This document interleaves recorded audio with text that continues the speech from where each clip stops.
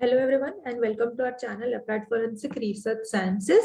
Myself Dr. Pankti, I am the volunteer head at AFRS and आज मैं एक topic explain करूंगी जो कि है anthropology in body measurements and this is going to be the part 1 of the video.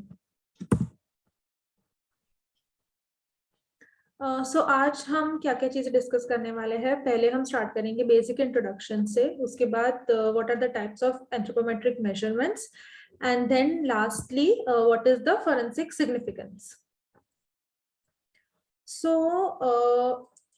anthropometry इस word का meaning क्या है?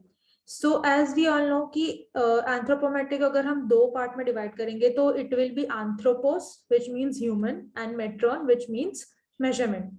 So anthropometry is a branch of physical anthropology जिसमें हम human body की measurements लेते हैं और इसको हम कैसे करते हैं using proper scientific methods and techniques.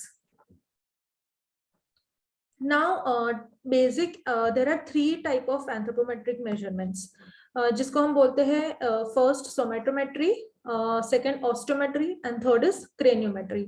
सोमेटोमेट्री का मीनिंग होता है कि measurement on living human body, जैसे कि अगर मैं कोई लिविंग ह्यूमन का फेस मेजरमेंट ले रही हूँ एक्सेट्रा. ऑस्टियोमेट्री का मीनिंग होता है कि measurement on the skeletal bones, जैसे कि अगर मुझे कोई एक्सकेवेटेड बोन मिला है और अगर उस पे मैं अगर कुछ मेजरमेंट ले रही हूँ तो उसको मैं बोलूंगी ऑस्टियोमेट्री. और लास्ट इज द क्रेनियोमेट्री. क्रेनियम जैसे जो क्रेनियम का मीनिंग होता है कि द क्रेनियल कैविटी जिसमें हमारा ब्रेन लोकेटेड होता है, तो मतलब अगर मैं स्कल का मेजरमेंट ले रही हूँ तो मैं उसको बोलूंगी क्रेनियोमेट्री. अब एंथ्रोपोमेट्री में हम different type of instruments use करते हैं. तो ये इंस्ट्रूमेंट्स तो बेसिकली किस टाइप के होने चाहिए? तो बेसिक अगर मैं इंस्ट्रूमेंटेशन के बारे में बात कर रही हूँ तो they should have basic 3 characteristics. एक तो they should be well calibrated, second की दे शुड बी स्टैंडर्डाइज और थर्ड की दे शुड बी एक्यूरेट. अब कैलिब्रेशन का मतलब क्या हुआ? कैलिब्रेशन का मतलब है कि जो भी मेजरमेंट्स में ले रही हूँ और अगर वो मेजरमेंट में बार बार किसी चीज का ले रही हूँ तो जो हर एक बार जो मेरा एरर रेट आएगा वो सेम होना चाहिए. सी ऐसा कोई स्केल या ऐसा कोई मशीन नहीं है जो एरर नहीं देती है. Every machine will give error but वो error should be minimum and it should be consistent. इसके लिए हमें हमारे इंस्ट्रूमेंट्स हमेशा कैलिब्रेटेड रखने चाहिए. Second is standardisation. स्टैंडर्डाइजेशन मतलब कि हम जिस भी कंपनी से हमारे इंस्ट्रूमेंट ले रहे हैं उसकी जो रिसर्च डिपार्टमेंट है वो हमें स्टैंडर्डाइजेशन देती है. जैसे कि मोस्टली हम यूएस और जर्मनी बेस्ड इंस्ट्रूमेंट्स यूज करते हैं. जैसे कि कुछ बहुत अच्छी कंपनीज है, एबवर्क हो गई जर्मनी से, स्वान टूल हो गया, गिलीलैंड हो गया, इवन हमारे इंडिया में है यूएनए कंपनी न्यू दिल्ली की. तो ये सब जो गुड क्वालिटी इंस्ट्रूमेंट्स होते हैं वो always they are like scientifically standardize. तो हमें ऐसे इंस्ट्रूमेंट्स यूज करने चाहिए. और एक्यूरेसी का मतलब है कि अगर मैं अगर मतलब इंटर ऑब्जर्वर एरर और इंटर ऑब्जर्वर एरर, जैसे कि अगर मैं कोई मल्टीपल मेजरमेंट्स ले रही हूँ तो उसमें भी एरर नहीं होना चाहिए और अगर मेरे साथ कोई और ऑब्जर्वर ले रहे हैं तो हम दोनों के मेजरमेंट्स भी सेम होने चाहिए, उसमें कुछ डिफरेंस नहीं होना चाहिए. So this is basically about the instruments. Now की फॉरेंसिक सिग्निफिकेंस क्या है, कि एंथ्रोपोमेट्री कहाँ कहाँ काम आएगी forensically. First is it is useful in biological profiling. Biological profiling का मतलब ये होता है कि हम किसी अननोन को एक पहचान दे रहे हैं. तो अब ये हम कैसे करेंगे?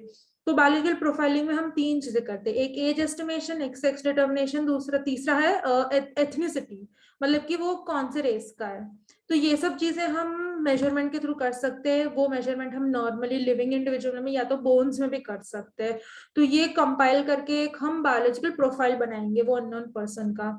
सेकेंड इज की क्रिमिनल आइडेंटिफिकेशन. जैसे कि अगर हमें कोई अननोन मतलब क्रिमिनल है जिसका हु इज द अक्यूज्ड और हमें उसका मेजरमेंट करना है तो हम मतलब फेशियल फोटोग्राफी और हम कुछ पर्टिकुलर मग शॉट्स ये सब चीज लेते हैं. तो ये भी हम जो लेते हैं वो स्टैंडर्ड क्राइटेरिया के हिसाब से लेते हैं जिसमें एंथ्रोपोमेट्रिक मेजरमेंट्स का बहुत ख्याल रखना चाहिए. एंड लास्ट है कि facial recognition and facial reconstruction. अब फेशियल रिकग्निशन एंड रिकंस्ट्रक्शन का मीनिंग ये है कि हमारे फेस में देयर आर सर्टेन लैंडमार्क्स, जिसमें बोल सकती हूँ कोई पॉइंट्स.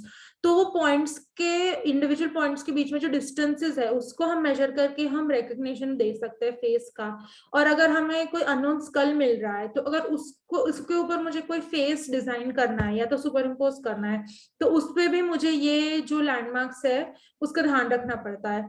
तो ये सब चीजें फोरेंसिकली इस तरीके से एंथ्रोपोमेट्री में यूज की जाती है, and this is how anthropometry becomes more useful.